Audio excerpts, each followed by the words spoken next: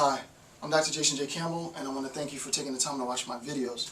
In today's video, I'm going to continue the discussion on Paulo Freire's Pedagogy of the Oppressed.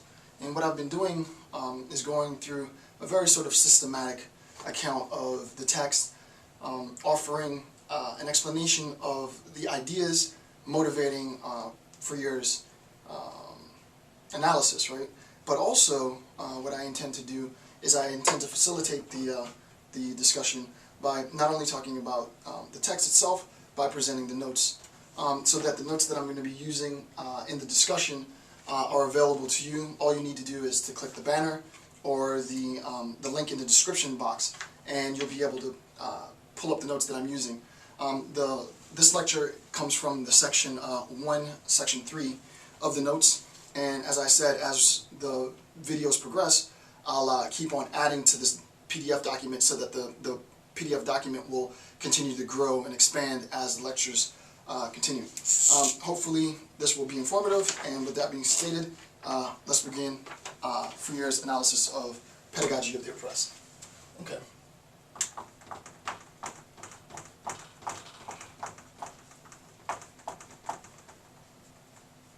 Okay. Pedagogy of the Oppressed. Okay. And this is again from chapter 1, section 3. And this sort of reference to section 3, there isn't really a section 3 in the text. What I've done is I've separated the chapters into sections because it's just too much information to present on just one chapter at once. This is the third installment of chapter 1. We probably have another 3 or 4 installments that we'll need to complete chapter 1, and already we're probably like maybe 3 hours into lecture. One of the main reasons that I'm doing this is because obviously, one, I use this book in my own classes, but I can use the videos to supplement the class discussion because I can go in far more detail in the YouTube videos than I could ever do in class, right?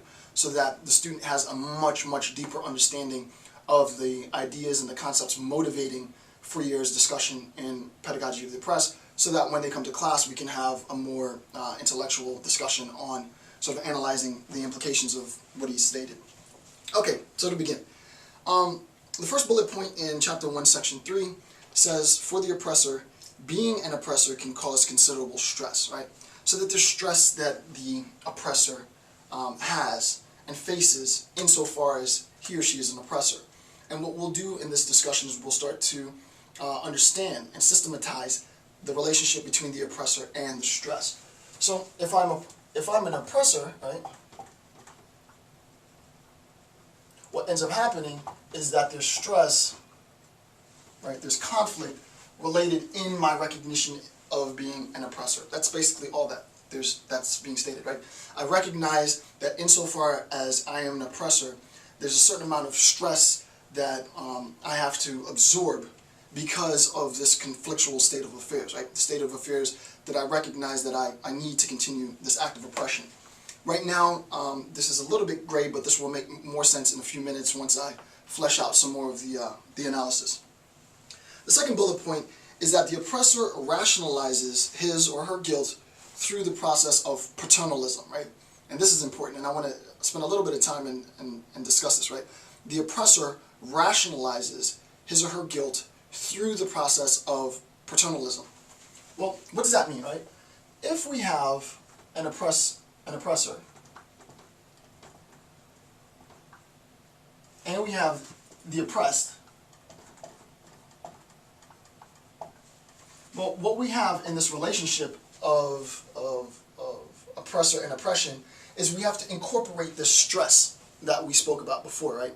The stress also can be understood in terms of a guilt that I feel, because guilt is in fact stress, right? This stress is something that I internalize, right? So I internalize the stress / guilt, right? I internalize, and that's what this is, right? I internalize this stress, this guilt. I have this profound sense of guilt insofar as I am oppressing some other group.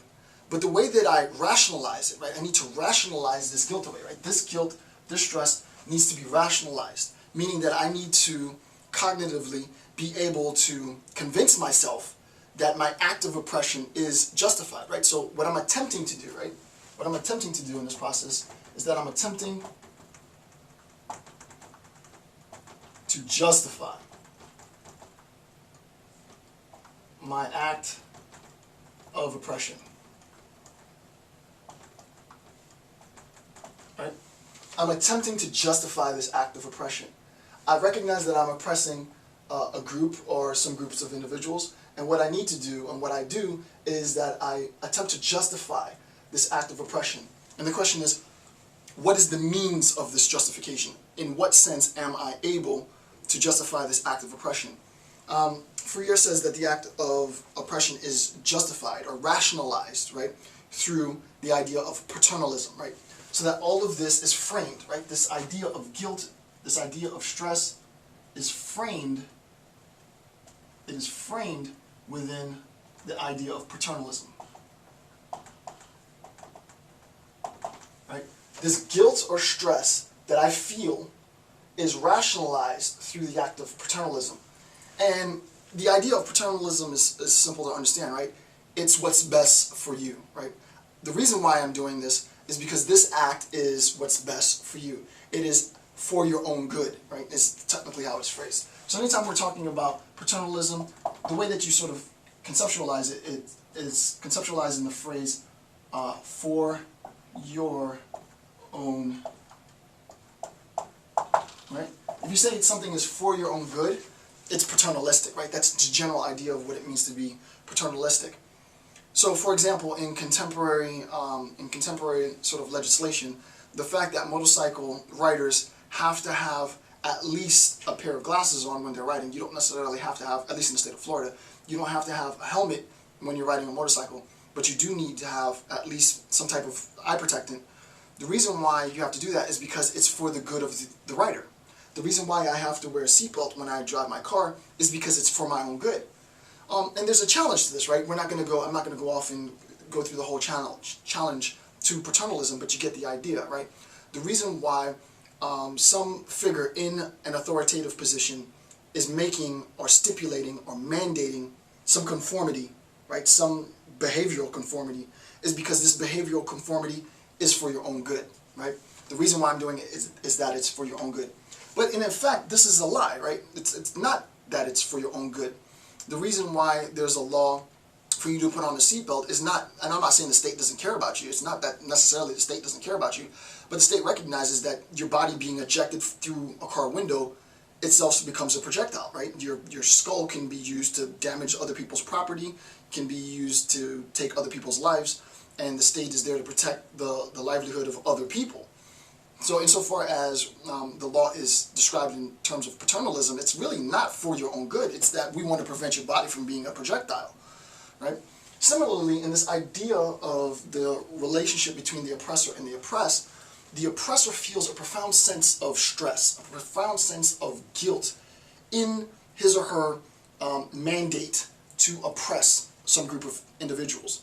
And the way that the oppressor rationalizes or justifies away this stress, rationalizes or justifies away this guilt, is by saying, well, I have to do this, right? I have to oppress you.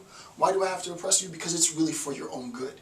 You don't really have the cognitive ability to really understand the full implications of whatever the situation might be. But the reason why I'm doing what I'm doing is because it's for your own good, right? So I rationalize or justify my act of oppression through the act of paternalism. And this is what Freire is saying, right? So this oppression is justified by paternalism, and all this saying is that this oppression is justified by saying that what I'm doing, this act of oppression, is for your own good. Okay. Freire says that we need to step away from this rationalization of oppression, because what we're attempting to do is we're attempting to take a situation of oppression, which I described in previous videos, right? We're attempting to take a situation of oppression, and we're attempting to justify this act of oppression. What we'll see now is an attempt in Freire to move away from this system of justification. And the way that we do this is we go through what's known as solidarity with the oppressed group. The oppressor needs to have solidarity with the people that he or she is attempting to oppress, and we'll see how that is done.